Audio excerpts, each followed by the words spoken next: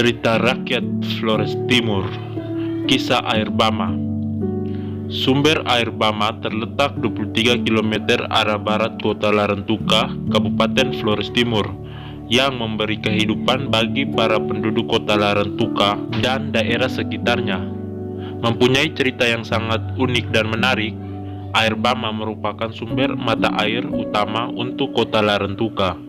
Pada zaman dahulu kala, di desa Onge Kampung Lama dari desa Lowokluwo, tinggallah dua bersaudara, yang pria bernama Bolok Jawa dan wanita bernama Sabu Peni. Mereka berasal dari marga lain. Orang tua mereka sudah meninggal dikala keduanya telah beranjak dewasa. Keduanya hidup rukun dan damai. Bolok Jawa berladang dan menyadap lontar, sedangkan Sabu Peni menenun dan mengurus rumah tangga. Air minum merupakan masalah utama bagi desa Onge maupun desa-desa sekitarnya. Hal ini sangat dirasakan apabila musim kemarau tiba. Penduduk mengeluh kekurangan air. Tidak jarang penduduk meninggal akibat kehausan. Apabila musim kemarau tiba, kaum wanita beramai-ramai memasuki hutan untuk menyadap embun pagi yang tergenang di dedaunan. Pekerjaan yang sangat berat dan membosankan selama 6 bulan lamanya. Menjelang pagi buta, mereka memasuki hutan, membawa perlengkapan penyedap embun untuk memasak makan dan untuk minum selama sehari. Sabu Peni mengerjakan pekerjaan ini dengan tabah, namun dalam hati kecilnya menyimpan harapan besar untuk dapat menemukan sebuah sumber air bagi desanya dan kaum keluarganya. Pada suatu pagi yang cerah, Sabu Peni memasuki hutan untuk menyedap embun. Seekor anjing piaraan Bolok Jawa mengikutinya.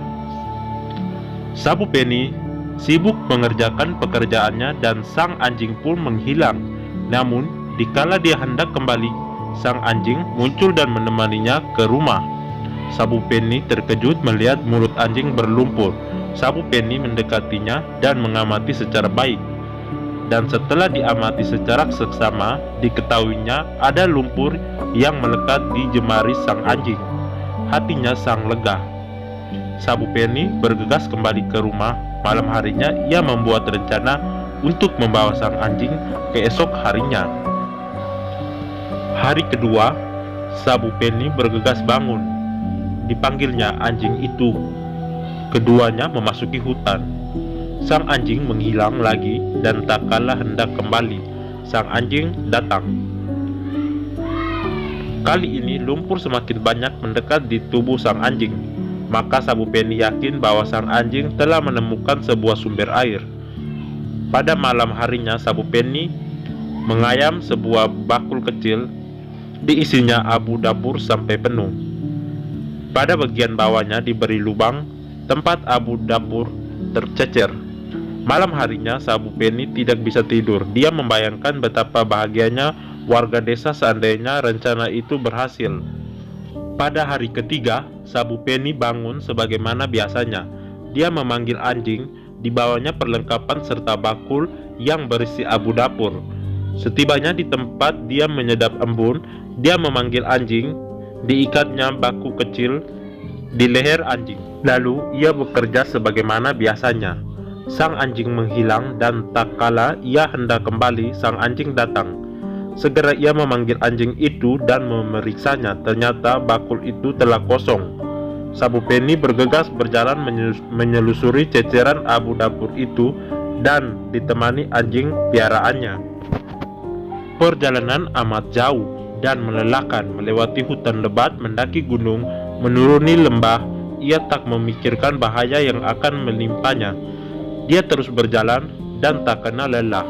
Dan tak kala menjelang tengah hari, tibalah Sabu Peni di air Bama, sekarang bernama Letobehe. Anjing berlari dan berhenti pada dedaunan kering, seakan memberi petunjuk kepada Sabu Peni untuk datang ke tempat itu. Didapatnya lumpur basah, lalu ia membersihkan tempat di sekitarnya dengan tangannya. Dikoreknya lumpur basah itu, air semakin jernih memenuhi lubang kecil. Hatinya sangat girang. Sabu Peni menggali lubang itu semakin besar.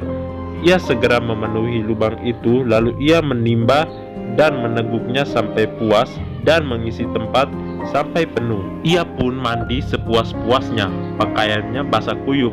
Dicucinya rambut yang panjang terurai itu. Kemudian ia menjunjung tempayang dan kembali ke kampung ditemani sang anjing. Bolok Jawa yang bingung dan cemas menunggu kedatangan Sabu Peni, ia sangat senang menyambut kedatangan adiknya. Berita itu pun tersebar. Bolok Jawa mengumpulkan beberapa kawan prianya dan pergi menuju Leto Behe. Penduduk desa Onge bergembira sejak saat itu.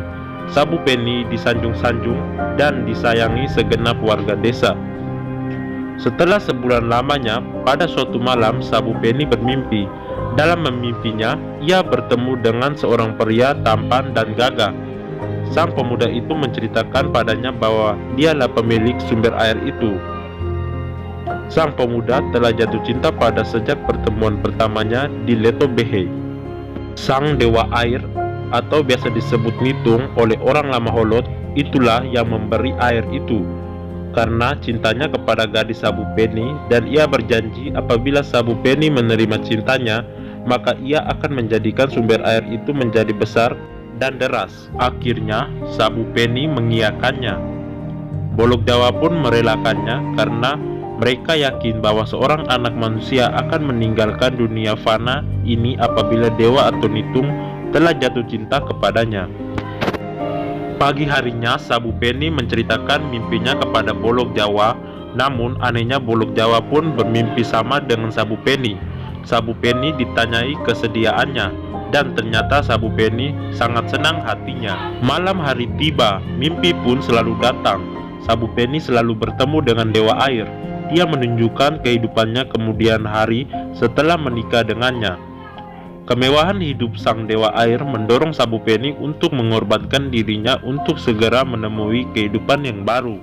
Bolok Jawa merasa sangat tersiksa mengenang hari-hari kehidupannya di masa depan tanpa keponakan yang lahir dari seorang ibu. Namun Sabu Peni menghiburnya dengan berkata bahwa Bolok Jawa akan dikaruniakan panjang umur dan bahagia di hari tuanya. Akhirnya Sabu Peni memilih calon tunangan kakaknya, seorang gadis yang rajin, anak saudara paman laki-laki bunda mereka yang tercinta. Akhirnya Bolok Jawa pasrah. Sabu Peni menyuruh Bolok Jawa mendirikan balai-balai di sumber air Leto Behe dan mengundang seluruh warga desa dan kaum keluarganya. Sabu Peni mengenakan pakaian pengantin sebagaimana biasanya. Dia diantarkan ke sumber air itu, didudukinya di balai-balai yang didirikan oleh Bolok Jawa. Pada hari yang telah ditetapkan, tiba semua keluarga berkumpul pada malam hari. Diadakan pesta yang sangat meriah. Keesokan harinya Sabu Peni berdandan dan semua warga desa bergerak dari desa Onge menuju ke Leto Behe. Setibanya mereka di situ, satu persatu mereka memeluk dan mencium Sabu Peni untuk terakhir kalinya. Para wanita menangis menatapinya, namun Sabu Peni tetap tegar dan tidak meneteskan air mata. Yang terakhir, saudara satu-satu yang selama hidup menjaga dan merawatnya, sang kakak Bolok Jawa menciumnya. Keduanya berpelukan cukup lama. Semua yang ada di situ turut menangis melihat perpisahan kedua anak yatim piatu yang mengharukan. Perpisahan yang tidak bisa diukiri oleh akal manusia, namun kenyataan dan kepercayaan yang membuat keduanya saling merelakan, sehingga sang kakak yang terlihat tegar pun tak bisa menahan derayan air mata.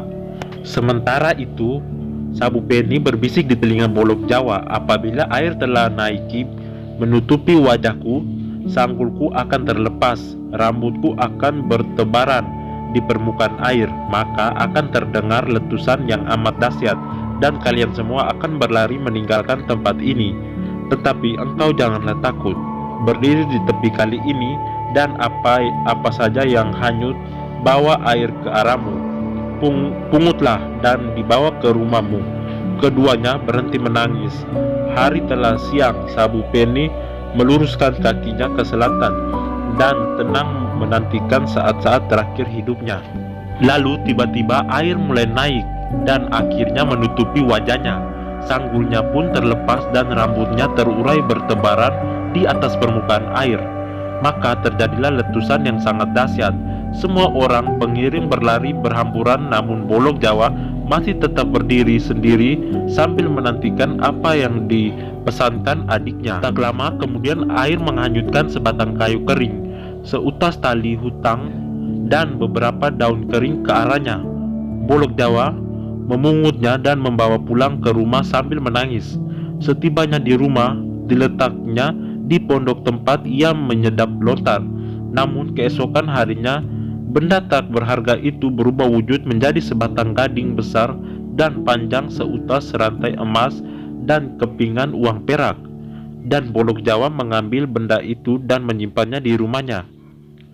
Segenap warga kampung datang melihat benda-benda berharga yang merupakan beli Sabu Peni yang diberikan oleh suaminya Sabu Peni, Dewa Air Letobehe. Tak kala pembukaan area ladang tahun itu, Bolok Jawa memilih dekat lokasi sumber air Letobehe. Hujan tahun itu sangat banyak, hasil padi dan jagung bakal melimpah. Dikala musim jagung mudah tiba, babi ladang masuk ke ladangnya dan memakan jagungnya. Hatinya sangat sedih. Bolok Jawa memutuskan memasang jerat. Keesokan paginya seekor landak jantan berhasil ditangkapnya. Hatinya sangat lega dan puas. Dipanggang daging landak itu dan disantapnya sampai puas. 2 hari kemudian menjelang sore terdengar suara sang bayi menangis. Sang bayi terus saja menangis. Ketika itu terdengar suara, ia mengatakan, "Wahai saudaraku, Bolok Jawa, begitu tega engkau menangkap bintang peliharaan kami tanpa seizin kami." Suara itu sungguh-sungguh suara Sabu Peni. Bolok Jawa berlari menuju sumber air. Suaranya terdengar jelas, datangnya dari arah batu besar dekat sumber air itu. Sejenak Bolok Jawa memanggil, katanya, "Sabu saudaraku, aku sudah di sini. Bagaimana aku dapat bertemu kali?" Sabu Peni menjawab, "Bersabarlah sebentar. Suamiku sedang bersiap pergi memancing di laut." Kemudian terdengar suara Sabu Peni mengatakan, "Pejamkan matamu." Bolok Jawa pun menurutinya. Kala membuka matanya, ternyata ia sudah berada di sebuah rumah yang mewah. Bolok Jawa dipersilakan masuk. Keduanya menceritakan kehidupan masing-masing. Sabu Peni menceritakan kehidupan manusia dengan roh halus seperti dirinya. Sabu Peni mengatakan bahwa landak yang ditangkap itu adalah ayam piaraannya. Kesempatan baik itu digunakan Sabu Peni untuk menunjukkan harta suaminya.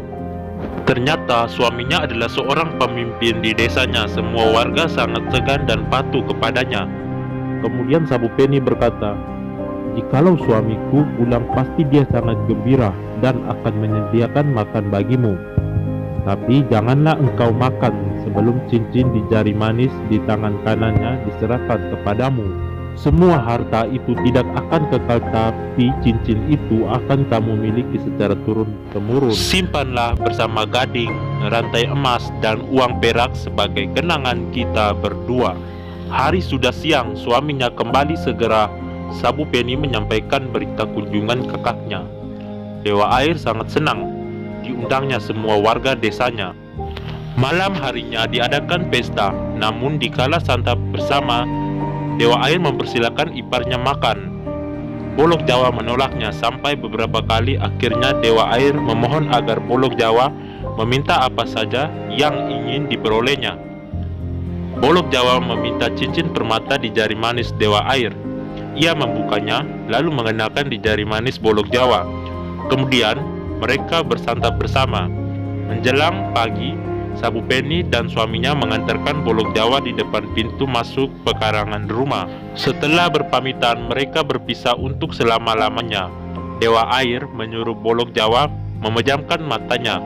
Setelah dibuka, ternyata dirinya berada di tepi sumber air Letobehe. Cincin yang dibawanya kemudian disimpan bersama gading, rantai emas, dan uang perak di rumahnya. Sampai kini di rumah adat marga lain di Desa Lokluo, Demong Pagong, Kabupaten Flores Timur, masih tersimpan dan terawat baik benda-benda pusaka milik Bolok Jawa lain oleh keturunannya.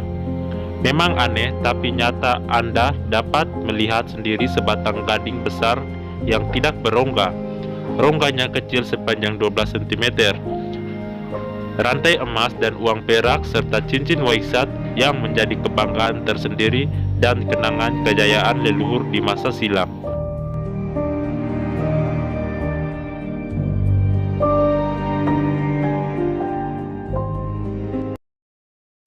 Demikian cerita singkat cerita rakyat Flores Timur. Kisah air Bama yang ada di Larantuka.